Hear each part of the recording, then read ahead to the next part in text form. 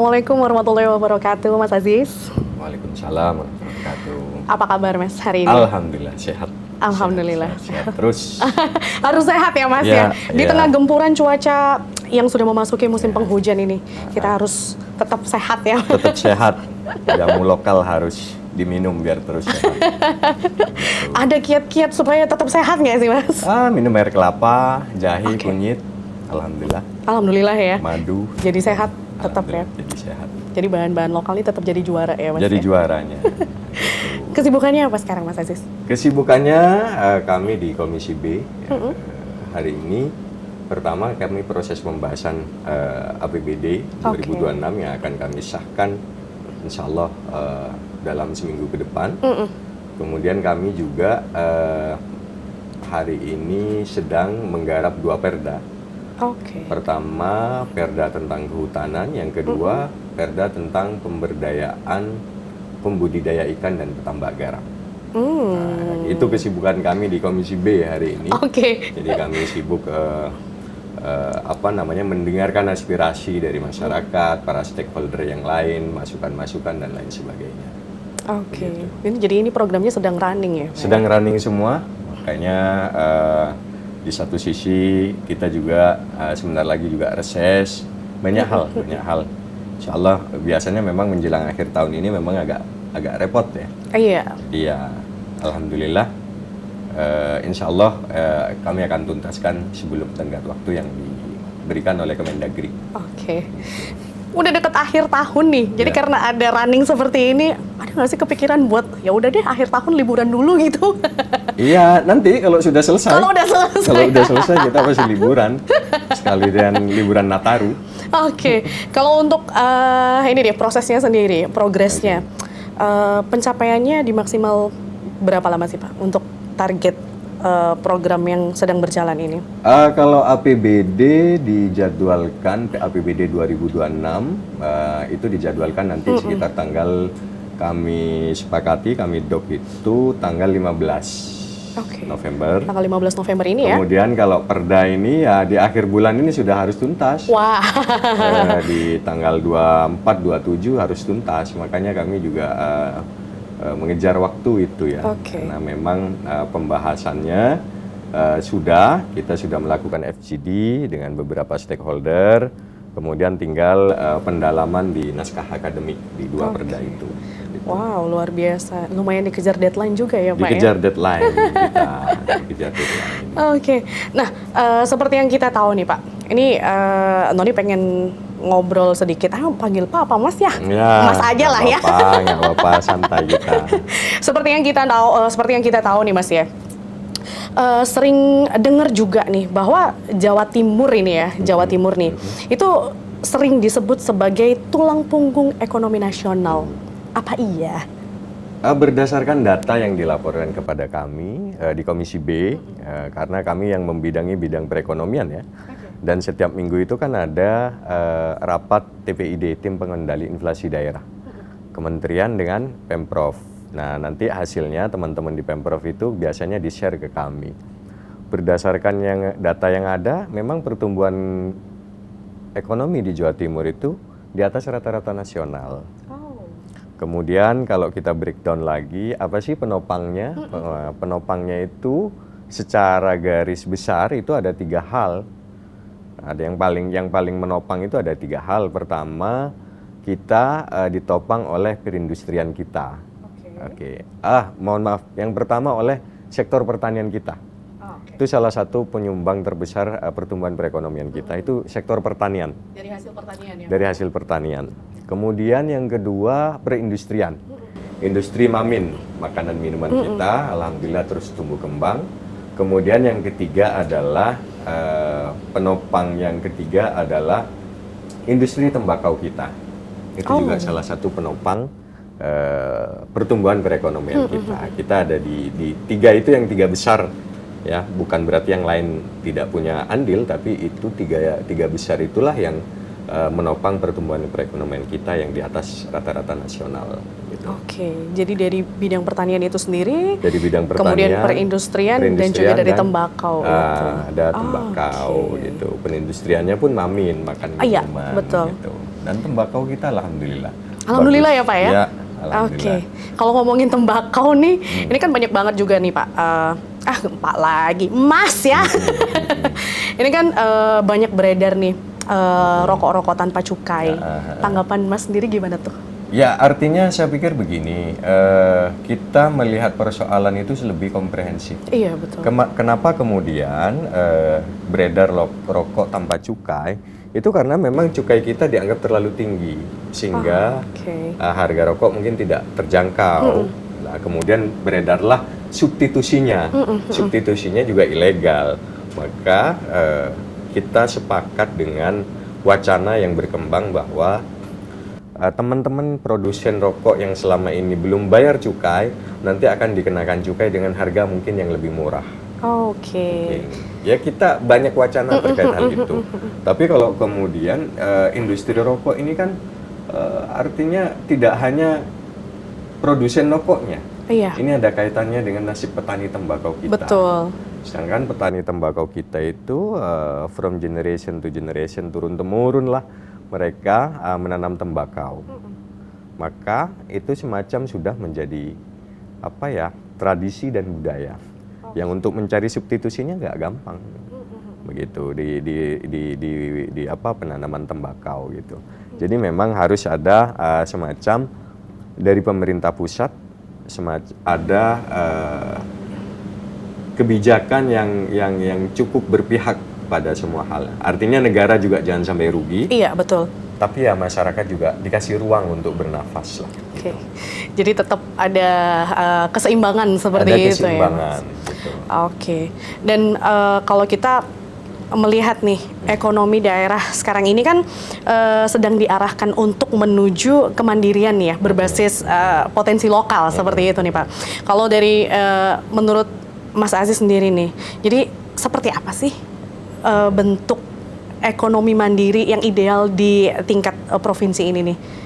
Saya pikir gini, daerah-daerah atau para pelaku UMKM terutama atau industri kecil kita itu mereka cukup tangguh ya. Cukup tangguh ya. Cukup tangguh. Bahkan di masa Covid itu mereka lah tulang punggung ekonomi. Betul sekali. Nah, itu cukup tangguh. Artinya spirit ini harus terus dijaga. Nah, tugas pemerintah adalah terutama pemerintah provinsi memberikan insentif atau memberikan pendampingan. Katakanlah kalau insentif dari sektor permodalan. Hari ini kita punya program namanya Prokesra di Bank UMKM kita atau Bank Perekonomian kita. Itu bunganya cuma 3%. Termurah sedunia. Tahunnya. Insya Allah tahun depan itu turun bunganya 2,75% untuk pinjaman untuk UMKM dengan plafon paling tinggi 50 juta kemarin. Luar biasa. Kita berharap ke depan makin berkembang, plafonnya makin tinggi. Itu salah satu yang bisa dilakukan oleh pemerintah Provinsi Jawa Timur. Kemudian juga tentu pelatihan-pelatihan itu juga oleh pemerintah Provinsi Jawa Timur. Alhamdulillah program pelatihan di sektor-sektor usaha itu terus ada. Terus ada. Tinggal bagaimana teman-teman pelaku usaha untuk mengakses. Kemudian berbasis kearifan lokal. Ya tentu kita melihat di 38 kabupaten kota ini mana yang paling potensi dan di situ intervensi pemerintah provinsi dalam pengertian intervensi itu melakukan pendampingan, kemudian melakukan pelatihan, artinya pelayanan supaya ekonomi mereka berkembang, potensi lokal itu terus naik gitu. Seperti itu. Tapi kalau menurut Mas Aziz sendiri nih, dari sekian banyak pelaku UMKM nih ya Mas ya, dengan pinjaman modal yang sudah disubsidi oleh pemerintah dengan bunga yang begitu rendah, ada nggak sih kendala dari mereka yang mungkin tidak digunakan dengan semestinya seperti itu? Kalau per hari ini ya, menurut yang disampaikan ke kami NPL-nya itu, yang non-performance loan-nya itu dikit malah. Artinya alhamdulillah masyarakat kita komit. Bahwa kemudian NPL itu menjadi tinggi itu memang pada saat COVID kemarin. Tapi secara umum ini masih bagus, masih on the track semuanya. Masih on the track ya? Masih on the track. Bahwa kemudian ada 1-2 yang nggak begitu ya kita nggak bisa kemudian membakar lumbung hanya gara-gara ada seekor tikus kan. Iya, gitu. betul. Artinya bahwa itu tantangan masih ada. Tapi so far sejauh ini alhamdulillah semuanya on the track dan kita dari DPRD Provinsi Jawa Timur itu terus mendorong supaya terus masyarakat tuh mendapatkan informasi akses permodalan. Oke. Kita terus mendorong. Berarti tetap disupport ya Pak ya? Tetap seperti disupport, itu. tetap disupport. Oke.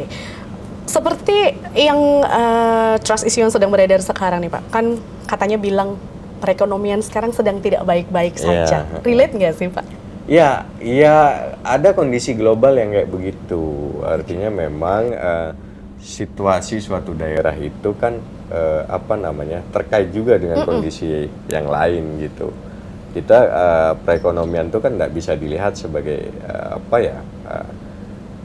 persoalan daerah secara ansih, tapi ini ada persoalan di tempat lain yang juga berefek dan lain sebagainya. Ada kemarin perang tarif dan lain sebagainya. Tentu itu kan membuat efek kejut kepada para pelaku usaha bahwa perekonomian kita secara umum dianggap tidak baik-baik saja.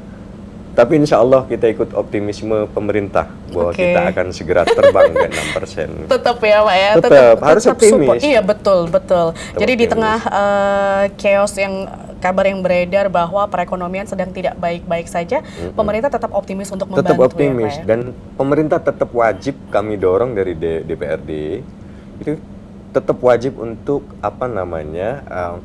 gimana supaya caranya menjadi baik-baik saja. Oke. Kasih dong mereka pelatihan, kasih dong mereka pendampingan. Kalau bisnisnya udah jadi, kasih dong, pertemukan dong mereka dengan calon-calon investornya. Iya. Dan itu alhamdulillah ada di Provinsi Jawa Timur. Dan melalui misi dagang, ada bisnis matching, semuanya ada. Ada ya. Nah, kalau melihat dari sisi pandang UMKM sendiri ya Pak ya, namanya usaha itu kan kadang rame kadang enggak. Sudah nih dapat modal, kemudian usahanya ternyata tidak berjalan, tidak seperti yang diharapkan. Apakah mereka mendapat kesempatan untuk mempelajari di bidang lain? Misal sekarang yang ditekuni di bidang kuliner nih, ternyata di bidang kuliner mereka tidak, nggak ada hasilnya nih.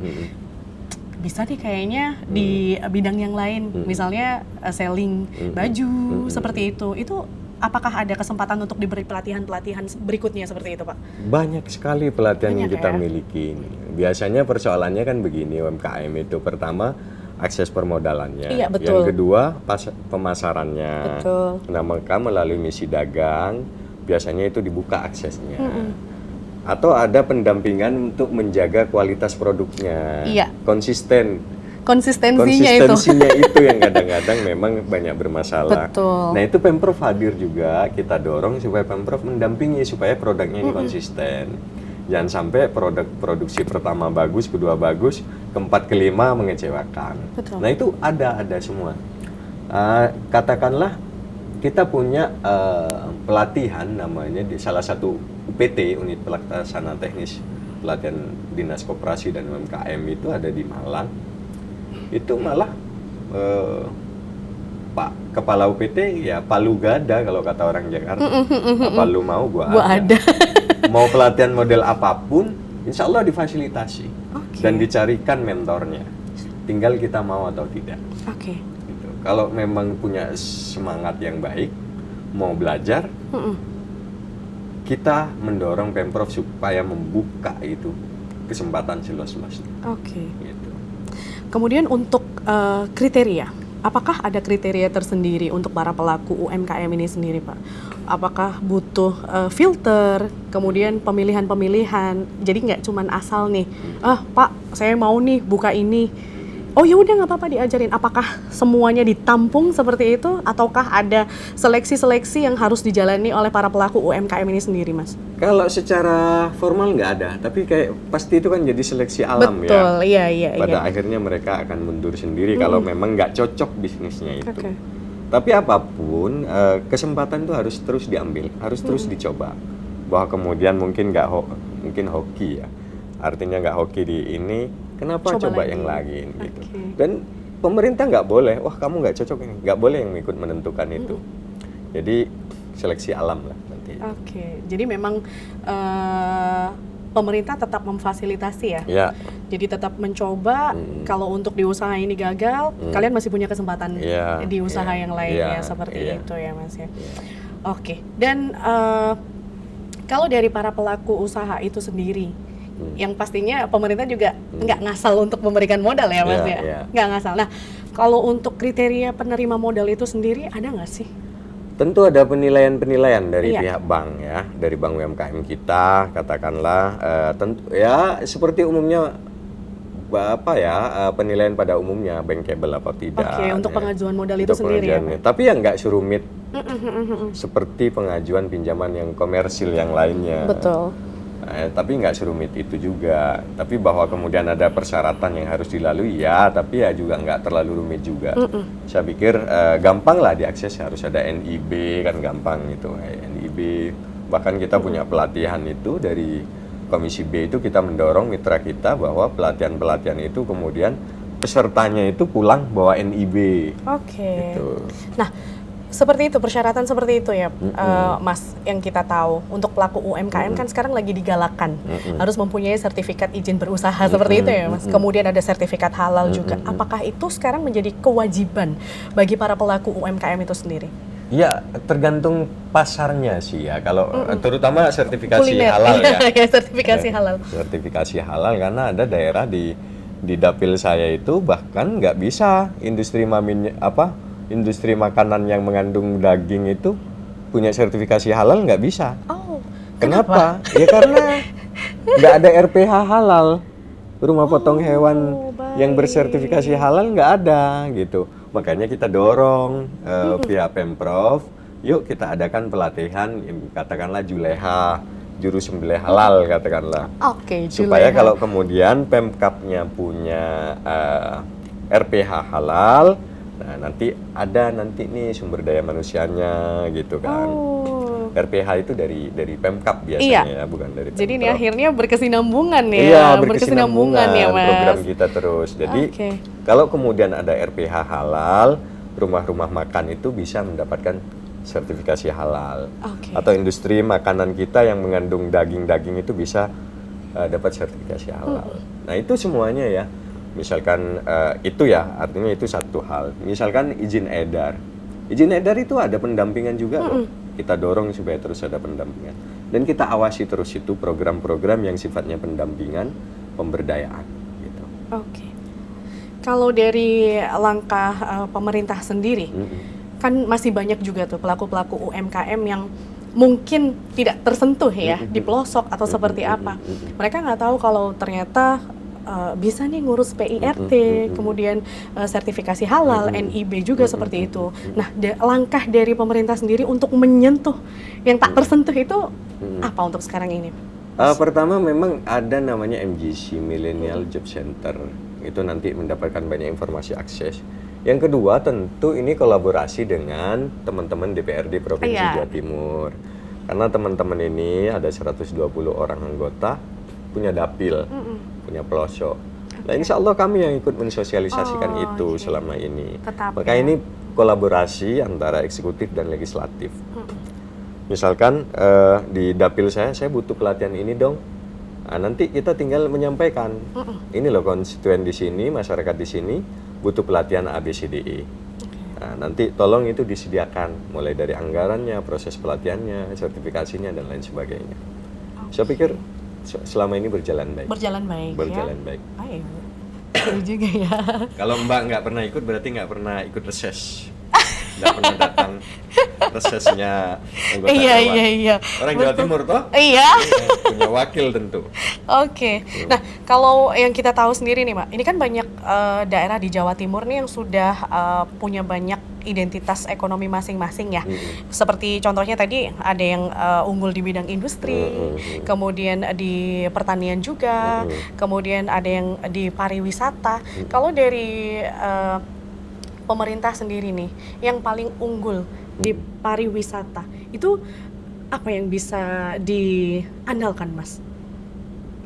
Jadi Kan tadi ada dari sektor industri, kemudian perekonomian, dan dari tembakau juga, dari pariwisata.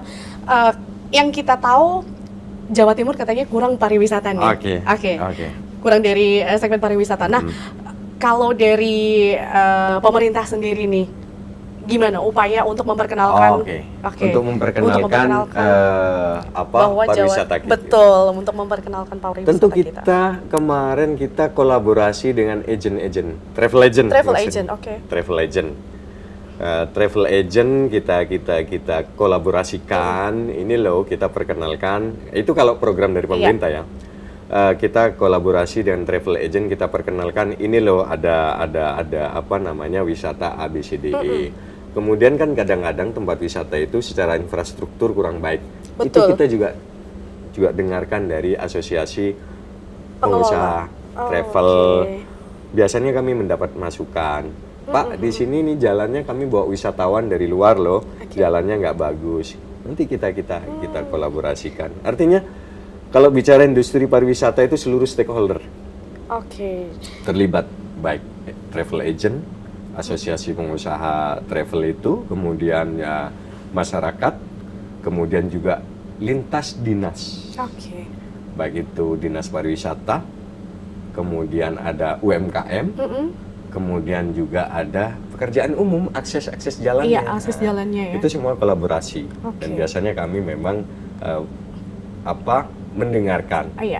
Kami biasanya di Komisi B itu juga mendapatkan surat atau apa begitu untuk kami sampaikan ke dinas terkait. Berarti memang untuk membangun itu perlu keterkaitan antara stakeholder yang lainnya ya Pak, seperti itu. Ya, semua harus terlibat. Yang paling tahu itu kan teman-teman yang di travel agent. Betul, yang di lapangan yang di lapangan, karena mereka yang buat ini apakah dapat komplain dari wisatawan dan lain sebagainya. Dan alhamdulillahnya kita terus kolaborasi gitu. Karena untuk membangun daerah nggak bisa sendiri. Iya, betul sekali. Jadi memang harus membutuhkan stakeholder itu semua ya. Dan kalau dari segi industri, kemudian pertanian dan pariwisata, kira-kira apa sih yang bisa dilakukan agar semua potensi itu tuh bisa terhubung dan saling menguatkan ya Mas? Tentu ini bukan pekerjaan yang bisa selesai setahun, 2 tahun, 3 tahun, 4 tahun, nggak mungkin selesai. Ini PR besar, semua pihak harus bergandengan tangan, pemerintah provinsi, kemudian legislatifnya, DPRD provinsi maupun pemerintah provinsi, pemerintahan lah. Kemudian teman-teman di kabupaten kota, seluruh masyarakat, seluruh stakeholder yang ada, tokoh masyarakat itu harus kolaborasi. Dan ini untuk connecting tadi semuanya, itu bukan pekerjaan mudah. Itu pekerjaan yang memang membutuhkan kebersamaan kita semua. Kita yang di daerah, teman-teman di kabupaten kota menyampaikan ini loh kekurangan kita. Kemudian kita yang support secara kebijakan, mungkin kita bisa dorong. Atau ini tidak ada dasar hukumnya, yuk DPRD bikin perdanya kayak gitu. Itu semua harus bergandengan tangan semuanya. Betul. Dari segala aspek ya Mas, dari segala aspek, kendala paling besar pemerintahan menghadapi ini apa? Kalau saya lihat ya, saya pikir teman-teman juga sudah tahu ya. Ya kadang-kadang beda partai itu kadang-kadang ya kendala juga gitu loh. Ya barangkali itu di daerah lain ada. Kalau di Pemprov provinsi kayaknya belum ada nih. Jadi ada bupati, wali kota, ya jangan sampai komunikasinya jangan sampai kurang komunikasi dengan pihak Pemprov hanya gara-gara beda partai dan beda lain. Tapi ya so far sih selama ini kalau di Jawa Timur saya pikir baik-baik saja. Baik-baik saja ya. Kemarin pelantikan bupati kepala daerah kita baru rata-rata, dan saya pikir saya lihat di beberapa media itu teman-teman kompak saja. Ya? Belum pernah ada kejadian seperti 10 tahun yang lalu ya. Di sebuah daerah itu di mana bupati diajak ngopi-ngopi sama gubernurnya nggak mau datang gara-gara beda partai. Itu kejadian 10 atau 15 tahun yang lalu ya. Kejadian ya Mas ya. Tapi itu dulu di daerah lain. Kalau kita insya Allah kompak. Aman-aman aja ya Mas ya. Sampai saat ini kompak. Kalau dari antusiasme warga, kadang ada warga yang melihat bahwa ini potensi nih untuk menjadi tempat pariwisata, tapi ternyata dari penduduk setempat itu tidak mau. Gimana? Ya tugas Dari kita pemerintah. meyakinkan. Oke. Tugas kita meyakinkan bahwa ini loh semua nanti dilibatkan. Kalau ini berkembang menjadi wisata, ekonomi tentu akan hidup. Betul. UMKM akan hidup. Ini untuk masa depan kita. Dan kalau kita punya potensi, kita syukuri dengan cara kita manfaatkan sebaik-baiknya supaya juga memberikan manfaat. Oke. Misalnya ada sebuah daerah, kenapa nggak boleh dibangun? Toh ini manfaatnya akan dirasakan Iya, oleh betul. orang banyak. Ya tinggal kita meyakinkan. Tapi persoalan-persoalan kayak begitu per hari ini sudah nggak ada. Oke. Saya Jadi sudah tidak pernah mendengar lagi ada penolakan, Iya, ada apa? iya. Nggak ada. oke. Berarti dari segi antusiasme masyarakat bisa menerima seperti itu. So ya, far sampai hari ini saya tidak pernah, kami di Komisi B tidak pernah mendapatkan surat komplain bahwa terkait sebuah tempat wisata ya. Iya. Bahwa beberapa waktu lalu itu ada tumpang tindih pengelolaan karena di situ ada 2 kabupaten yang terlibat, tapi sudah selesai dengan baik. Oke. Sudah selesai dengan baik. Jadi sudah tidak menjadi masalah. Tidak ada masalah. Insya Allah masyarakat hari ini kita semua sudah sadar bahwa potensi daerah itu harus terus kita kembangkan supaya memberikan manfaat untuk kita dan anak-anak cucu kita. Oke. Kita berandai-andai nih ya, Pak. Kita berandai-andai. Ada satu tempat yang mungkin bisa menjadi potensi tempat wisata. Yang mungkin masih asri, belum tersentuh, tapi ternyata ini berpotensi untuk menjadi tempat wisata yang bisa menghasilkan keuntungan juga nih ya pastinya ya Mas ya.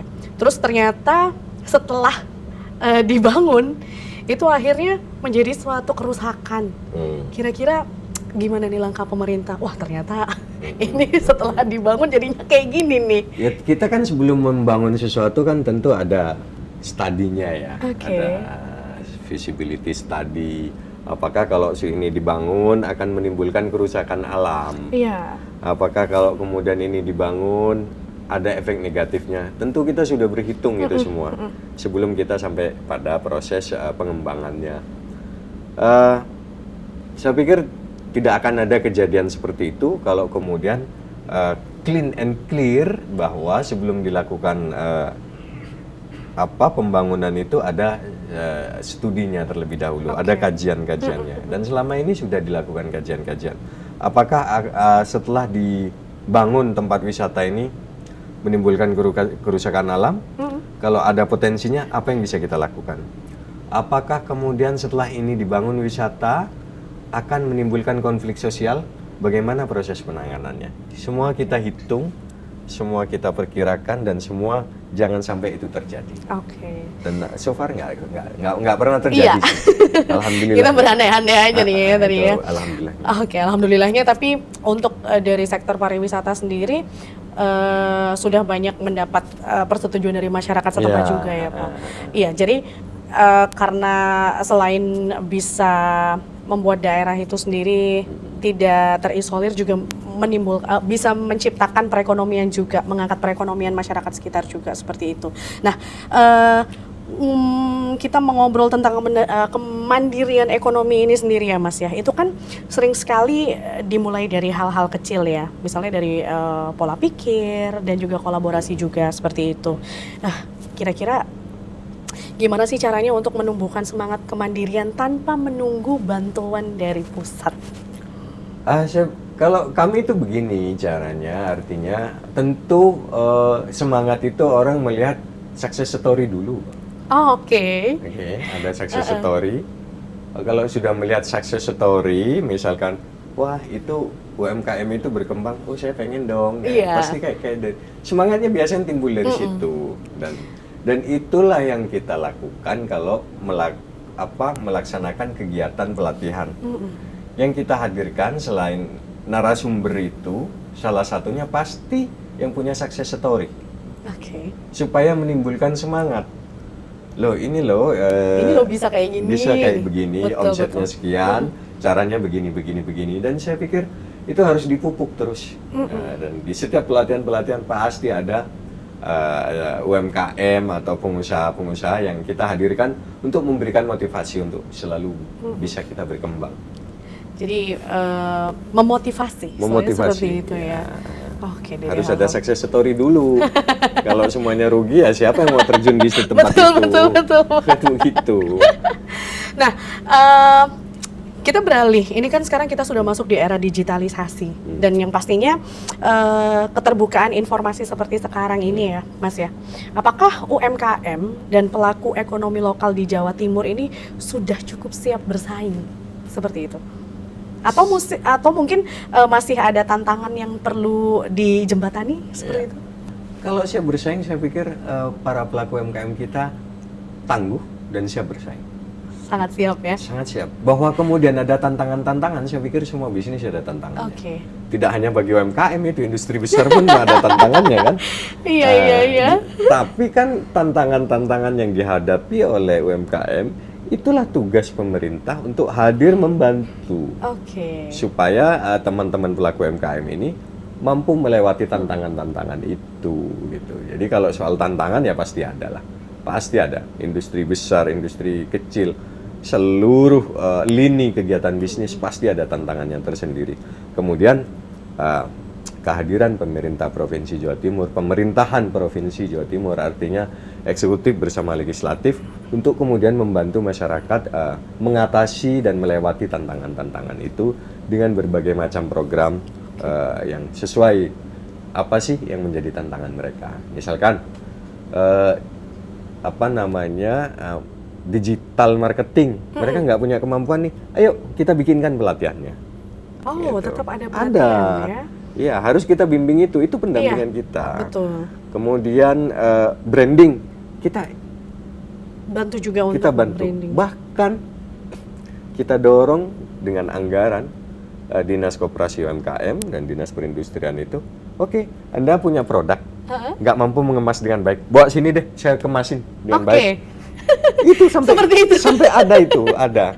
Oke, bawa sini produkmu, saya bikinkan kemasan, saya bikin kayak desain, sampai sejauh itu. Oke, baik. Sampai sejauh itu. Bawa produkmu, kita kemas, kita ini. Nggak ngerti caranya memasarkan, kita latih. Sampai sejauh itu. Sampai sejauh itu. Oke. Sampai kapan membantu seperti itu, Mas? Karena begini, ini kan semuanya bergulir ya? Iya, betul. Bergulir. Ya kalau yang sudah mandiri, sudah siap, kita tantang mereka. Oke, kita challenge. Ayo, kita ada misi dagang nih. Siap nggak produkmu itu kita bawa keluar daerah? Oke. Katakanlah dia sudah ikut mandiri, kan kemudian kita yang nggak mandiri itulah, yang masih baru-baru itu yang kita ini terus. Jadi kita harus berkelanjutan pelatihan ini, nggak kemudian ini selesai anggarannya habis. Nah, terus bagaimana yang baru tumbuh itu? Iya, betul. Nah, makanya kalau sampai kapan ya saya pikir ya selamanya. Terus ya? sampai ada yang mau berbisnis terus kita kasih. Oke, jadi berarti dari setiap pelaku UMKM yang sudah siap bersaing langsung boleh ikut ya. Ya, nanti ada pameran, kita inkubasi dulu selama sebulan 2 bulan. Kita inkubasi, ini loh gini-gini, kita pertemukan dengan calon pembeli di program misi dagang dan lain sebagainya. Dan itu kami support penuh dari Komisi B. Seluruh kegiatan-kegiatan itu kami support penuh.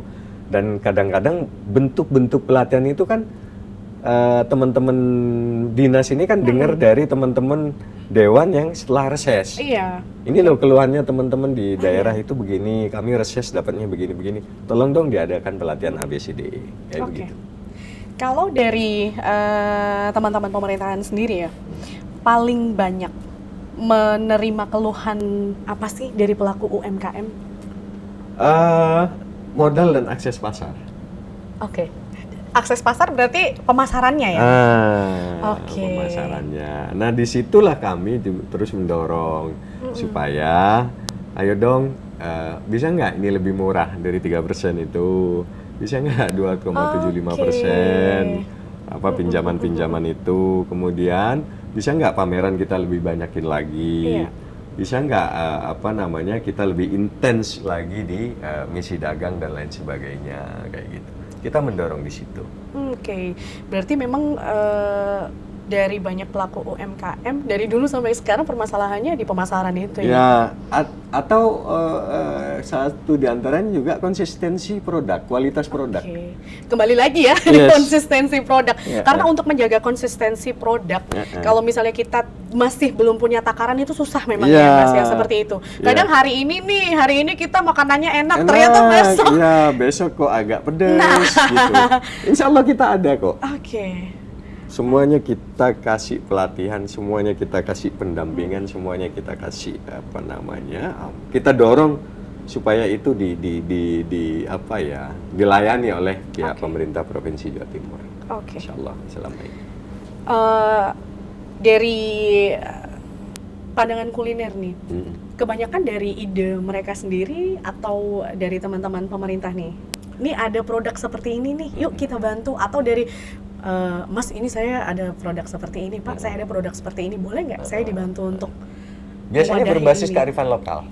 Oke. Biasanya berbasis kearifan lokal. Produk yang ada sih apa sih di situ supaya teman-teman pelaku UMKM itu juga gampang nyari bahan baku kan. Oke. Katakanlah kemarin tuh di Bangkalan, oke, kita bikin keripik singkong yuk, gitu. Kita ikut pelatihannya, nanti sekaligus dapat NIB-nya dan lain sebagainya, sertifikasinya dan bla bla bla dan lain semuanya. Kenapa? Karena di daerah itu produsen singkong. Oke. Nggak mungkin Banyak kalau di penghasil daerah itu singkong. produsen singkong kita kasih pelatihan keripik nangka. Kan nggak Iya. nyambung gitu. Oke, Gitu. jadi memang di sana banyak dihasilkan singkong. Ya, sehingga katakanlah tercipta- bentuk pelatihannya sesuai dengan potensi yang Oke, ada. baik. Kami di pemerintah kan nggak boleh bikin pelatihan ABCD. Lo kalau nggak sesuai dengan potensi Iya. yang ada kan nggak mungkin. Betul. Harus ini.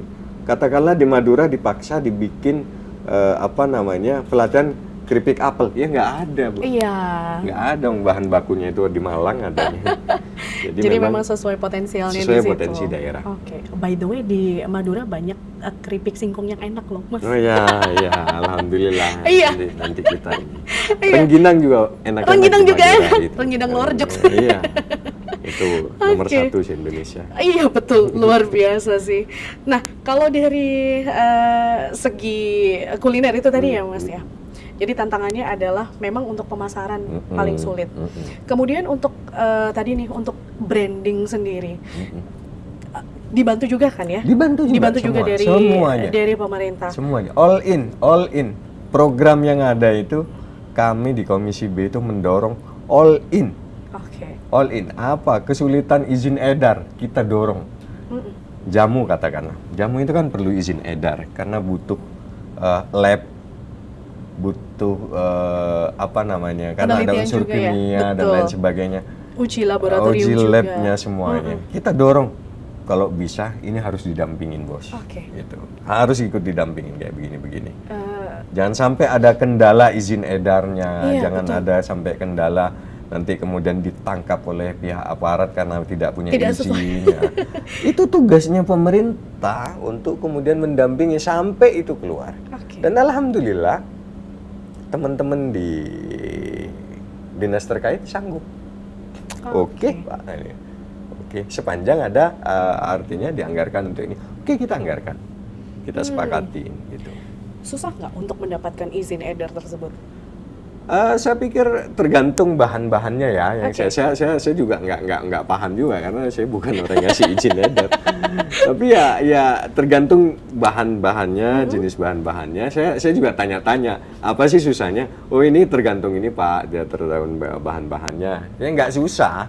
Sepanjang itu didampingin, insya Allah nggak susah. Oke. Sepanjang kita Sesuai bahan-bahannya, kemudian Iya. prosedur juga. yang yang merasa kesusahan, merasa kesulitan itu kan bisa menghubungi dinas perindustrian, dinas koperasi UMKM gitu. Melalui kalau nggak punya akses kan teman-teman kan punya perwakilan toh, Iya. punya dewan. Saya minta ini dong dihubungkan dengan ini. Kalau saya selalu teman-teman UMKM itu apa kebutuhanmu, Iya. nanti kita bikin pelatihan. Berarti memang menjaga komunikasi yang baik Iya, para pelaku iya. UMKM Dan ya. itulah upaya kita untuk membangun basis-basis perekonomian di setiap pelosok Provinsi Jawa Timur. Gitu. Mengikuti perkembangan era digitalisasi sekarang ini, apakah teman-teman ini juga dibantu? Kan banyak nih sekarang viral lewat sosmed. Di sini nih ada produk dari asli Madura misalnya. Ini ada jamu Madura. Terbantu nggak teman-teman dengan Terbantu karena sistem kita seperti itu? ada yang namanya digital marketing Oke. pelatihannya. Ada ya. Ada semuanya. Pokoknya itu tadi yang saya bilang. Palu gak ada, apa lu mau? Gua ada. Ada semua. Tinggal bagaimana teman-teman ini masyarakat Jawa Timur mengakses. Oke. Tinggal itu aja. Saya pikir kendala utamanya sih selama ini mungkin teman-teman yang di bawah itu, para pelaku itu tidak punya akses informasi yang baik. Betul. Itu. Ini ada gunanya ada podcast kita ya. Betul. Bisa diinformasikan dengan Salah lewat satu ini ya melalui podcast ini. Podcast ini adalah salah satu media untuk menginformasikan ini loh kami punya ini. Iya. Ada akses. Gitu. Kadang ya tidak semua orang tahu dengan program-program yang pemerintah punya seperti itu ya Mas ya. Tidak Jadi, semua, kaget bahkan. Iya betul. Dan ternyata bahwa ada ya kayak gini. Ada. Mulai dari akses permodalan itu aja agak saya beberapa kali reses, beberapa kali jumpa dengan konstituen itu kaget loh ada ya. Iya. Ada saya bilang. Kemudian juga saya tanya ke saya basisnya di Bangkalan tuh Mas ya. Saya ketemu dengan kepala Bank BPR, Bank UMKM Bangkalan. Bagaimana? Iya Pak, kami serapannya rendah loh. Jadi kalau bisa disampaikan ke konstituen Bapak untuk kalau mau minjem ke kami begini-begini. Oke. Sebenarnya akses informasi aja selama ini yang mungkin tidak terdelivery dengan baik. Oke. Pertama mungkin teman-teman dinas itu hanya siaran lewat Instagram yang barangkali belum tentu Betul. di-follow Iya. oleh banyak orang. Padahal Instagramnya dinas hari ini menarik-menarik loh. Bukan hanya sekedar isi upacara hormat bendera, enggak. Hanya terima penghargaan enggak. Di situ ada informasi. Oke. Makanya yuk di-follow, di apa. Gitu. Dan mungkin salah satu kendalanya adalah bahwa tidak semua orang ini bermain medsos Ya, seperti itu ya Pak ya. ya, Dan ya. mungkin informasi-informasi yang beredar itu hanya lewat medsos saja. Ya, lewat medsos. Mungkin lewat perangkat-perangkat kampung masih belum ada ya, Ya, perangkat-perangkat desa Belum kurang ada. sosialisasi seperti itu. Jadi akhirnya warga, kok ada ya ternyata Ya, seperti ini. Ada semua sebenarnya. Ada semua. Semuanya ada. Ya kayak saya nggak ada satupun yang nggak ada. Ya itu tadi yang seperti yang saya cerita. Ya kalau nggak bisa bikin kemasan, buat sini deh produknya kami yang nyetain. Sampai sejauh itu. Boleh deh. Akses paling mudah yang Akses paling mudah yang bisa orang tahu lewat apa nih Mas? Ya tentu lewat lewat Instagram, lewat website, itu aja. Oke. Itu Berarti ada. memang harus ada delivery yang baik ya. Iya. terhadap Mungkin itu masyarakat. agak menjadi kendala ya. Oke. Tentu ya teman-teman di dinas ya itu yang bisa dilakukan melalui medsosnya mereka atau melalui website resmi. Selain itu mau lewat apa? Toh selama ini kalau kita atau bisa akses informasi itu melalui teman-teman dewan. Oke, seperti itu. Hanya itu. Kalau misalnya lewat camat, lurah, kemudian disampaikan kepada tingkat Tidak akan RT. ada jaminan terdelivery dengan baik. Oke, kenapa seperti itu, Mas? Iya, memang rantai komunikasi kita kan dengan penduduk seperti ini agak susah juga gitu. Iya. Ya, tapi makanya dengan proses sosialisasi, dengan acara-acara seperti ini, kemudian dewan itu reses, serap aspirasi, kunjungan ke dapilnya, insya Allah itu semua ini. Yang penting rajin-rajin aja. Kalau punya anggota dewan, ya kalau kata orang Jawa ya diparani, ditagih janji-janjinya. Ditagih, iya. Pak, saya punya kesulitan ini, kayak gitu. Oke. Kalau konstituen kami begitu. Berarti memang harus ada feedback dari masyarakatnya sendiri Iya, ya, Mas, ya. Kalau diundang reses, tolonglah datang. Tolonglah datang. Biar tahu informasi. Betul. Biar tahu Jangan informasi. terus habis gitu ternyata diundang reses nggak datang, bisanya komplain nih. Iya. Wah, gimana nih? Gitu. Iya, padahal sudah dijelaskan. Nah, ini biasanya di Iya. reses itu jadi ajang tanya jawab atau kadang-kadang yang nggak hanya reses, kalau kami itu didatangi ke kantor malahan. Oh, oke. Ke Indrapura, teman-teman itu atau di rumah pribadi itu saya terima tamu biasa ya sampai tengah malam. Wow. Orang menyampaikan keluhannya, Pak ini. Dah kita punya saluran komunikasi tersendiri dengan masyarakat. Alhamdulillah selama ini walaupun nggak 100% tercover tapi paling tidak ya ada hal yang bisa kami lakukan untuk membantu masyarakat. Siap. Kemudian Kita sering dengar istilah juga nih, Mas, produksi di daerah, pasar di luar daerah, seperti itu. Kira-kira gimana nih dari teman-teman Dewan bisa membantu memperkuat rantai distribusi dan pemasaran hasil lokal supaya nggak berhenti di level kabupaten aja nih, Iya. jadi bisa sampai Kalau luas gitu. produksinya bagus, layak jual, Oke. ya itu dia. Ada misi dagang, Hmm. salah satunya. Bisa membantu untuk menyalurkan Iya, juga seperti bisa. itu. Untuk kemudian kita pertemukan dengan buyer-buyer yang Oke. potensial. Itu misi dagang. Kita tanggung kok itu. Ditanggung oleh APBD itu. Oke, dijamin ya. Dijamin. Oke. Ya bukan dijamin laku, tapi ya ongkos perjalanannya dan lain sebagainya gitu. Nah, kalau ongkos perjalanannya ya kita kalau dijamin laku atau nggak lakunya kita ikut hukum Iya, pasar. betul. Nah, tapi bahwa Pemprov ini punya program mempertemukan produsen lokal dengan calon konsumen dari luar provinsi, itu tiap bulan kita ada.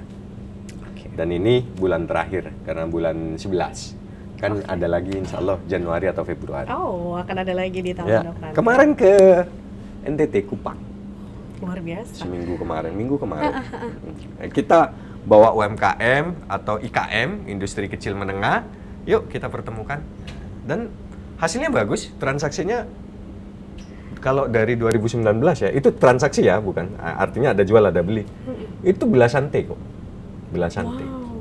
Dari 2019 itu sampai sekarang, sampai tahun kemarin ya, sampai 2 bulan yang lalu hampir 12 T. Jual beli. Ada yang kita jual, tapi ada yang kita Ada beli. yang kita beli. Ya, Oh, oke. Itu sampai belasan T itu. Wow, berarti memang cukup ini ya, cukup Luar biasa. luar biasa. Terutama teman-teman petani kopi ya. Oke. Kopi, kemudian batik. Kalau dari petani kopi sendiri, yang paling banyak pendistribusiannya dari kota mana nih kalau untuk Jawa Timur sendiri, Mas? Tergantung permintaan ya. Oke.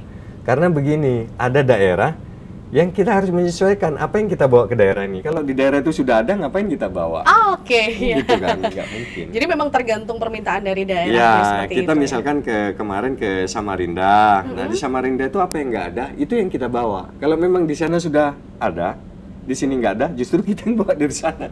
Itu kan transaksi, Mbak. Tapi so far sih, alhamdulillah produk-produk kita itu juga banyak laku di luar daerah. Oke.